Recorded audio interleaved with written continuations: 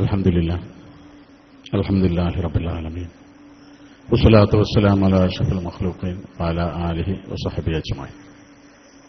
വേദിയിലെ സമാദരണീയരായ ഉസ്താദുമാരെ, ഈ വേദിയിൽ വിഷയാവതരണം നടത്തി സംസാരിക്കുന്ന എന്റെ പ്രിയപ്പെട്ട സഹപ്രവർത്തകൻ സത്താർ, ഇസ്ബാഹി തുടങ്ങി വേദിയിലും സദസ്സിലുമുള്ള അതിഥികളെ, പ്രിയപ്പെട്ട സഹോദരങ്ങളെ, സഹപ്രവർത്തകരെ, വളരെ പ്രസക്തമായ ഒരു വിഷയത്തെ അധികരിച്ചുകൊണ്ടുള്ള സെമിനാറിന്റെ വേദിയിലാണ് നമ്മൾ ഒരുമിച്ച് ചേർന്നിട്ടുള്ളത്. വളരെ പരിമിതമായ സമയമാണ്, വളരെ വിശാലമായ ഒരു വിഷയത്തെ അധികരിച്ചുകൊണ്ട് സംസാരിക്കാൻ ഇവിടെ നമുക്ക് ലഭ്യമായിട്ടുള്ളത് എന്നത് ദീർഘമായ പ്രസംഗത്തിൽ നിന്നുകൊണ്ട്, സുദീർഘമായ ഭാഷണത്തിൽ നിന്നുകൊണ്ട് പിന്തിരിപ്പിക്കുകയാണ്. ബഹുമാന്യനായ വിദ്യാഭ്യാസ വകുപ്പ് മന്ത്രി വിഷയമായി ചില കാര്യങ്ങൾ ഇവിടെ ഏറ്റവും അപ്ഡേറ്റായി അല്പം ഉത്തരവാദിത്തത്തോടുകൂടി തന്നെ നിലവിലെ സാഹചര്യമൊക്കെ വെച്ചുകൊണ്ട് ഇത് സംബന്ധിയായി ചില കാര്യങ്ങൾ ഇവിടെ സൂചിപ്പിക്കുകയുണ്ടായി. കേരളീയ പൊതുസമൂഹത്തിന്റെ ഒരാവശ്യമെന്ന നിലക്ക് നേടിയെടുക്കേണ്ട ഒരു കാര്യത്തെ ഇത്തരം വേദികളിൽ അത് ചർച്ച ചെയ്യപ്പെടേണ്ട ഒരവസരത്തിലേക്ക് മാറ്റപ്പെടുക എന്നത് വളരെയേറെ ഖേദകരവും പ്രയാസകരവുമായ ഒരു കാര്യമാണ്. അറബിക് സർവകലാശാലയുടെ ആവശ്യത്തിന് പതിറ്റാണ്ടുകളുടെ പഴക്കമുണ്ട്. ഇന്നോ ഇന്നലെയോ ഉള്ള ആവശ്യമല്ല. നമ്മുടെ രാജ്യം ഭരിച്ച ഭരണ സംവിധാനങ്ങൾ ഇക്കാര്യം അംഗീകരിച്ചിട്ടുമുണ്ട്. UPA സർക്കാരിന്റെ നേതൃത്വത്തിൽ മൻമോഹൻ സിംഗ് ഗവൺമെന്റ് നിയമിച്ച രജീന്ദർ സിംഗ് സച്ചാറിന്റെ നേതൃത്വത്തിലുള്ള ഒരു സമിതിയുടെ പഠന റിപ്പോർട്ട് അതിനോട് കൂട്ടിച്ചേർത്തുകൊണ്ട് ഇക്കഴിഞ്ഞ ഇടതുപക്ഷ ഭരണകാലഘട്ടത്തിൽ ബഹുമാന്യനായ പാലോളി മുഹമ്മദ് കുട്ടി ചെയർമാനായിക്കൊണ്ട് സംസ്ഥാന സർക്കാർ രൂപം കൊടുത്ത സമിതിയുടെ റിപ്പോർട്ടിലും അടിവരയിട്ടുകൊണ്ട് സൂചിപ്പിച്ച കാര്യമാണ് അറബിക് സർവകലാശാല എന്ന ആവശ്യം. ഇടതുപക്ഷമാവട്ടെ വലതുപക്ഷമാവട്ടെ ഇക്കാര്യത്തിൽ ഭിന്നമായ ഒരഭിപ്രായമില്ല എന്നാണ് ഇതുവരെയായി നാം മനസ്സിലാക്കുന്നത്.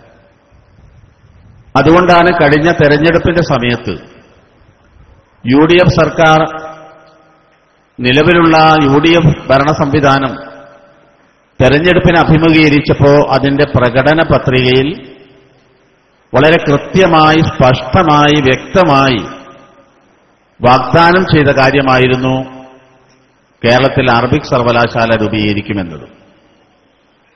4.5 വർഷം പിന്നിട്ടു. ഏതാനും ദിവസങ്ങൾ മാത്രമേ ഇനി നമ്മുടെ മുമ്പിലുള്ളൂ.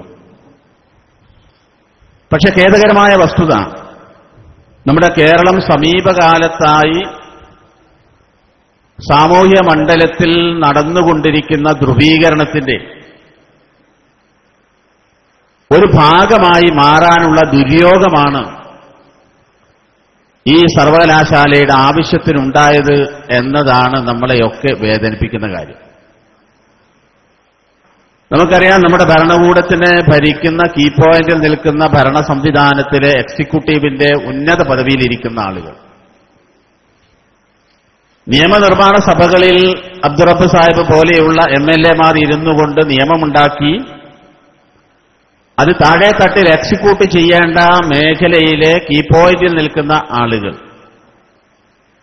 പലപ്പോഴും നമ്മൾ അനുഭവിക്കുകയാണ്, ദൈവം കനിഞ്ഞാലും പൂജാരി കനിയില്ല എന്നൊരവസ്ഥ. ഈ അറബിക് സർവകലാശാലയുടെ കാര്യത്തിലും ഉണ്ടായതിൽ പ്രധാനമായ ഒരു കാരണം ഇത് തന്നെയാണ്.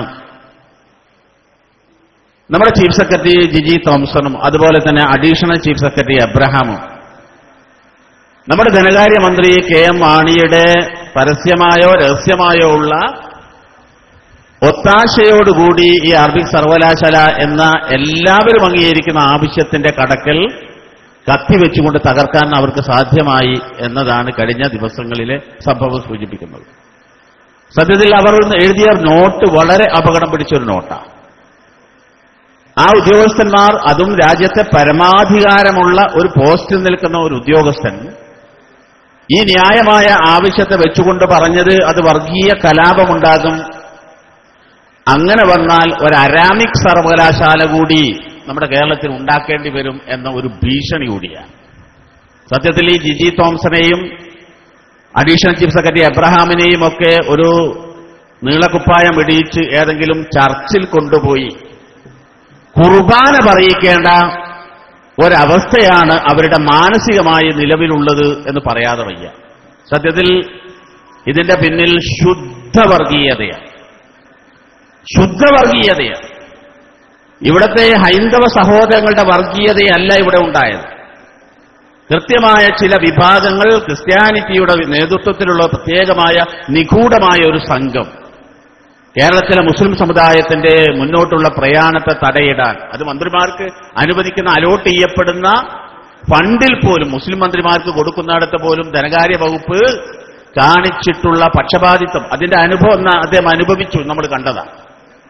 സാമ്പത്തിക രംഗത്ത് വമ്പിച്ച കോടികൾ വെട്ടി തട്ടി മുക്കി ഇന്ന് അദ്ദേഹം അത് അനുഭവിച്ചുകൊണ്ടിരിക്കുക, പുറത്തു നിൽക്കുകയാണ്. പക്ഷേ നമ്മുടെ ഉത്തരവാദിത്ത സ്ഥാനത്ത് നിൽക്കുന്ന ആളുകളുടെ അകത്തളങ്ങളിൽ അന്തർലീനമായി കിടക്കുന്ന വർഗീയതയുടെ ഉഗ്രമായ രൂപം അറബിക് സർവകലാശാല സംഭവത്തിലൂടെ കൃത്യമായി വെളിക്ക് വന്നിരിക്കുക. ഏതായാലും ഇതിന്റെ ആവശ്യകത എല്ലാവർക്കും ബോധ്യമാണ്. എന്നാൽ ഇത് നമ്മുടെ അവകാശമാണ്. ഈ സെമിനാറിന്റെ അതിന്റെ മുദ്രാവാക്യത്തിൽ പറയുന്ന രണ്ട് കാര്യം, അത് ആവശ്യം നമുക്ക് ബോധ്യമാണ്, അത് എല്ലാവർക്കും ബോധ്യമാണ്, അത് നമുക്ക് ലഭിക്കേണ്ട, അല്ലെ നാടിന് ലഭിക്കേണ്ട അവകാശമാണ്. കാരണം ലോകത്ത് ഏറ്റവും വലിയൊരു ജനസംഖ്യ സംസാര ഭാഷയായി, മാതൃഭാഷയായി, വിനിമയത്തിൽ ഉപയോഗിക്കപ്പെടുന്ന ഒരു ഭാഷയെ അത് കേവലം ഒരു മതത്തിന്റെ ഭാഷയായി ചിത്രീകരിച്ചുകൊണ്ട് അത് അറബിക്കിന് പകരം അരാമിക് എന്ന തലത്തിലേക്ക് ഇതിനെ വർഗീയവൽക്കരിച്ചുകൊണ്ട് കൊണ്ടുപോകുമ്പോൾ അതിനെ തടയിടാനുള്ള ശ്രമം നമ്മുടെ ഭാഗത്തുനിന്നുണ്ടാകണം. മാത്രമല്ല ആ ആവശ്യം നേടിയെടുക്കൽ നമ്മുടെ അഭിമാന പ്രശ്നം കൂടിയാണ്. ആ തലത്തിലേക്ക് ഈ വിഷയത്തെ എത്തേണ്ടതുണ്ട്. നമ്മളിതിൽ ചർച്ച ചെയ്യപ്പെടുന്നത് അന്താരാഷ്ട്ര അറബിക് ദിനത്തിനോടനുബന്ധിച്ചുകൊണ്ടാണ്.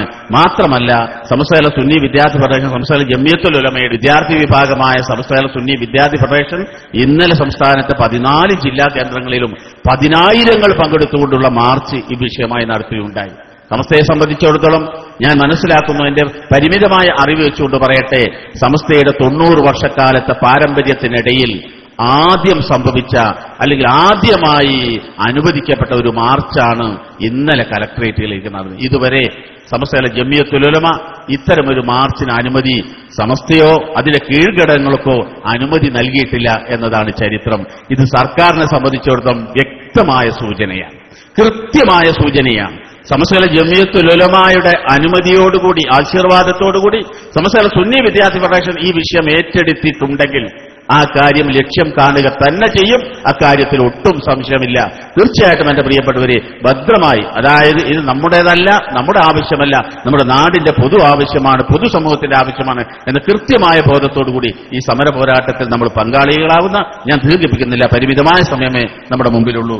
ഇനി വിഷയാവതരണത്തിനു വേണ്ടി ബഹുമാന്യനായ SKSSF സംസ്ഥാന ജനറൽ സെക്രട്ടറി സത്താർ പന്തലൂർ സാഹിബിനെ സാദരം ക്ഷണിച്ചുകൊണ്ട് ഞാൻ എന്റെ വാക്കുകൾ വിസ്മരിക്കുന്നു. അസ്സലാമു അലൈക്കും വറഹ്മത്തുള്ളാഹി വബറകാതുഹു.